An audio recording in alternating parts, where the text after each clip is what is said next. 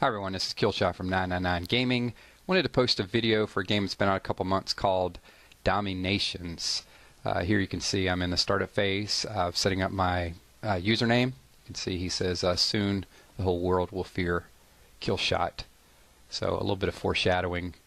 You guys know me in games. I played back from Ebony, Warcraft.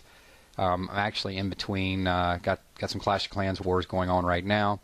And also, Dawn of Titan's been having some server issues, so I haven't been able to do some hardcore attack for Dawn of Titans.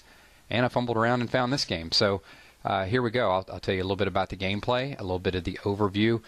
From what I've seen so far, it's a better version of, well, let's not say better. It's kind of a mix between Civilization and Clash of Clans.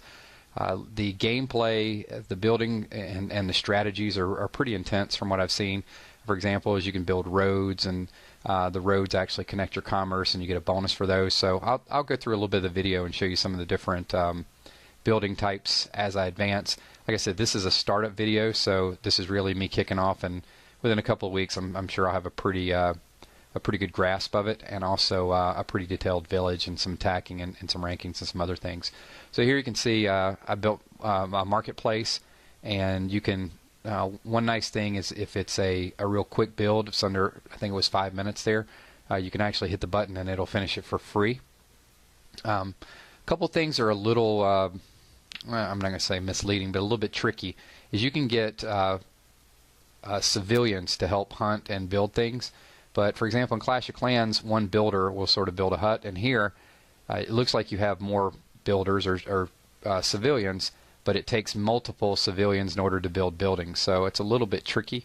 It probably works out to be basically the same strategy, and we'll see how that works as we get a little bit further along in game. A little bit of a mess here. You know, I've got a lot of trees I got to clear, and same basic things for most of these action strategy games.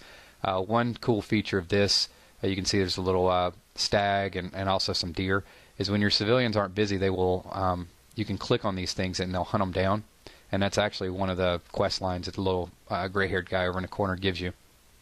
So these civilians are running around shooting arrows, and once they finish him off, they can actually turn him into food. And you know, food, gold, your basic resources, just like some of the other games. This early on does not seem as expensive to really get going as some of the other games that are out there, but the detail might be. It's going to be good for some that like Civilization, but for people who just want like hack and slash, this is not going to be your game, because there's a lot of detail and in the strategy of laying out your town, and also how you go about farming, how you go about hunting, and also how you go about attacking. There you can see some of the starter pack options, and we go down to the economy section here, and I'm going to go ahead and play around with the roads a little bit.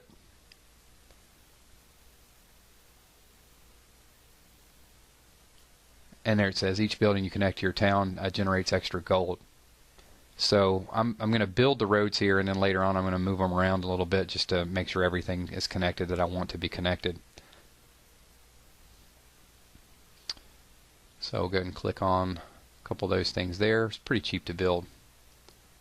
Actually costs you some turkey legs in order to get your road going. And you can spend a few gems to buy the missing resources if you wish, or you could send your little civilians out to hunt down some more rabbits and some deer.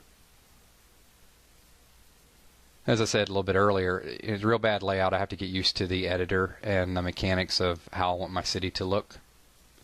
Very similar to Clash of Clans though.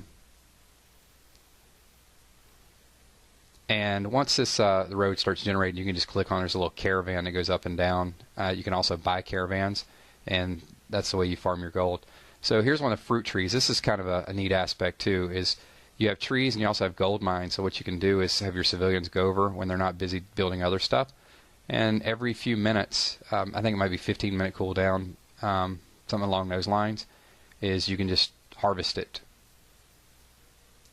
And there you can see for your fruit tree, it takes 2 of your civilians to go over. And you just click on it and start gathering. Gold mine is the same thing. See there, you can see you can prospect it for gems.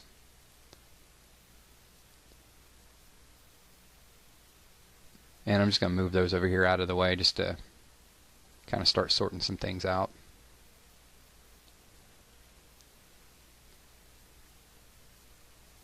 And it's nice, you can also move your trees so you can set up your own little apple farm or whatever. And those ruins, you start out in the game, you click on those and they give you some rare items.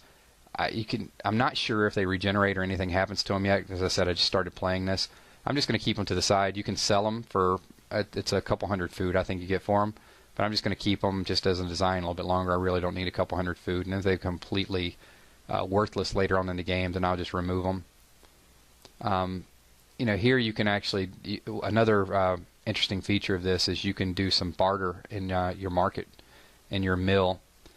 So trade goods, you can trade some of the trade goods for gold and food also.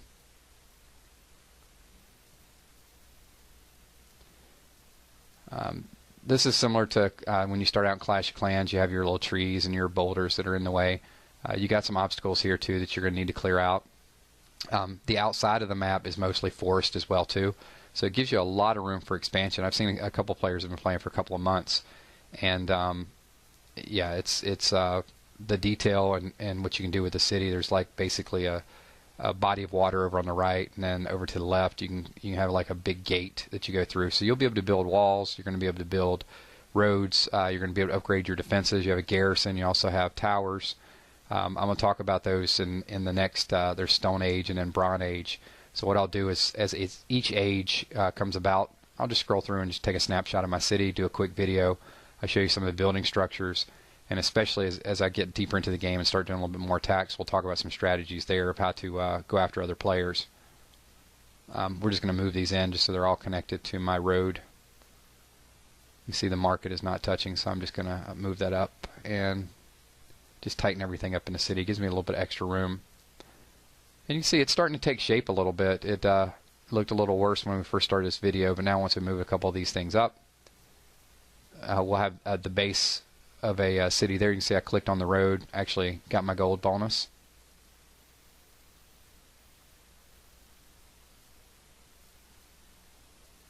I'll pan out just a little bit here.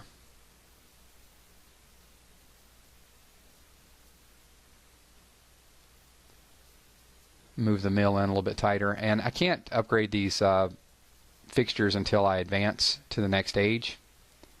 One thing I would recommend, just like the other games, is try to advance everything you can before you speed through and rush up your town in the middle there. So this is a basic overview. The game is called DomiNations. We'll post a few more videos a little bit later on. And thanks for watching. Subscribe below, and we've got a lot of different types of videos, so stay tuned. Thanks.